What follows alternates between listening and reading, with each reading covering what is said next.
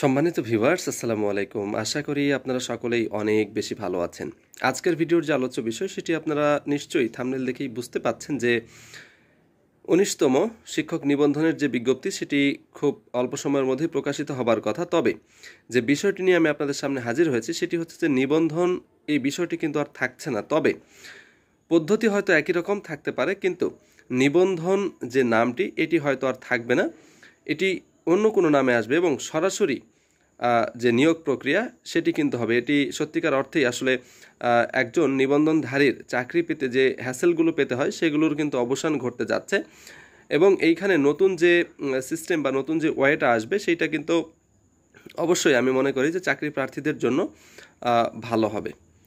তো সার্বিক বিষয়গুলো নিয়েই কথা বলবো, কোন কোন পদ্ধতিতে হবে, কিভাবে হবে, কি অবস্থা এবং পরবর্তী সময়ে ১৯তম নিবন্ধন বা ১৯তম যে সার্কুলার সেটি আসলে কিভাবে আসবে, কখন আসবে, সার্বিক বিষয়গুলো নিয়েই কথা বলবো। তার আগে ছোট্ট একটি রিকোয়েস্ট, সেটি হচ্ছে আপনি যদি এই ভিডিওতে আমার চ্যানেলে প্রথম হয়ে থাকেন অবশ্যই আমার চ্যানেলটি সাবস্ক্রাইব করে পাশে থাকা বেল আইকনটি বাজিয়ে দেবেন, যাতে করে এরকম সুন্দর সুন্দর ভিডিওগুলো প্রথমে পৌঁছে যায় আপনার কাছে। আর আপনাদের যদি কোনো বিষয়ে কোনো প্রশ্ন থাকে অবশ্যই সেটি আমাকে কমেন্ট সেকশনে জানাবেন, আমি যথোপযুক্ত উত্তর দিয়ে আপনাদেরকে সহযোগিতা করার চেষ্টা করব।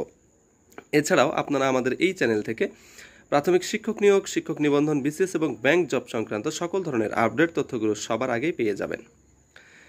দেখুন, শিক্ষক নিবন্ধন পরীক্ষার মাধ্যমে চাকরি প্রার্থীরা বা যারা আসলে এখানে ভালো করে তারা কিন্তু আসলে শেষ পর্যন্ত এমপিভুক্ত শিক্ষা প্রতিষ্ঠান অর্থাৎ স্কুল, কলেজ এবং মাদ্রাসার শিক্ষক হিসেবে তারা যোগদান করেন। তো নিবন্ধনের যে প্রক্রিয়া সেটি আপনারা অনেকেই জানেন যে প্রিলিমিনারি পরীক্ষা, এর পরে লিখিত পরীক্ষা, লিখিত পরীক্ষার পরে ভাইবা পরীক্ষা, ভাইবার পরে ভাইবাতে যারা পাশ করে তাদের কিন্তু আবার নতুন করে শিক্ষা প্রতিষ্ঠানগুলোতে আবেদন করতে হয়। সেটির একটি চূড়ান্ত ফলাফল হয়। এই চূড়ান্ত ফলাফল বা সুপারিশের ভিত্তিতে কিন্তু তাদের সেই প্রতিষ্ঠানগুলোতে নিয়োগ যোগদান দেওয়া হয়। এটি কিন্তু অনেক বিশাল একটি প্রক্রিয়া, কিন্তু এই ধরনের এত হ্যাসেল না করে এনটিআরসি যে সিদ্ধান্তটি নিতে যাচ্ছে এবং এটির জন্য গতকালকে একটি মিটিংও হয়েছে, সেটির যে বিষয়টি আসছে সেটি হচ্ছে যে প্রথমত হয়তো প্রিলিমিনারি পরীক্ষা হবে এবং এর পরবর্তী যে সময় সেটিতে লিখিত পরীক্ষা হবে এবং প্রিলিমিনারিতে হয়তো বেশ কিছু পাশ করানো হবে। লিখিত পরীক্ষায় যে সমস্ত প্রার্থীরা পাশ করবেন, অর্থাৎ যতগুলো শূন্যপদ থাকবে এর দ্বিগুণ পরিমাণ প্রার্থীকে ভাইবার জন্য পাশ করানো হবে। অর্থাৎ যদি শূন্যপদের সংখ্যা ৫০,০০০ হয় তাহলে ভাইভাতে অংশগ্রহণ করতে পারবে ১,০০,০০০ প্রার্থী এবং শেষ পর্যন্ত ফাইনালি যতগুলো শূন্যপদ রয়েছে তার ২০% বেশি প্রার্থীকে ভাইভাতে অর্থাৎ চূড়ান্তভাবে পাশ করানো হবে। কারণ আপনারা সকলেই জানেন যে যতজন প্রার্থী পাশ করে সকলেই কিন্তু এই চাকরিতে যোগদান করে না। এজন্য ২০% বেশি প্রার্থীকে চূড়ান্তভাবে পাশ করানো হবে, যাতে সেই শূন্যপদগুলো কোনোভাবেই আর শূন্য না থাকে।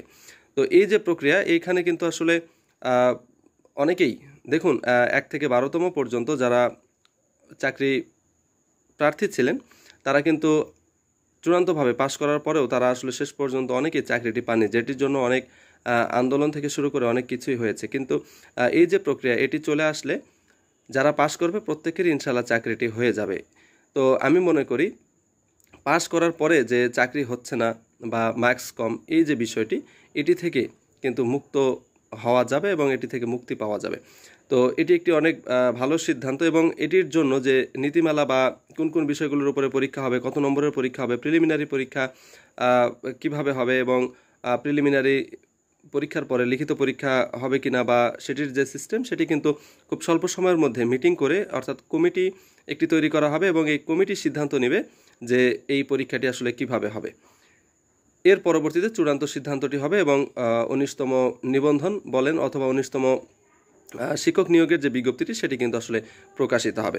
তো সর্বসাকুল্যে যে বিষয়টি সেটি হচ্ছে যে ১৯তম থেকে আর শিক্ষক নিবন্ধন পরীক্ষা থাকছে না, কিন্তু হয়তো সেই সিস্টেমটি থাকবে অথবা কিছুটা পরিবর্তিত হয়ে সেই সিস্টেমটিকে কিছুটা মডারেট করে নতুন করে কোনো ওয়ে আসতে পারে।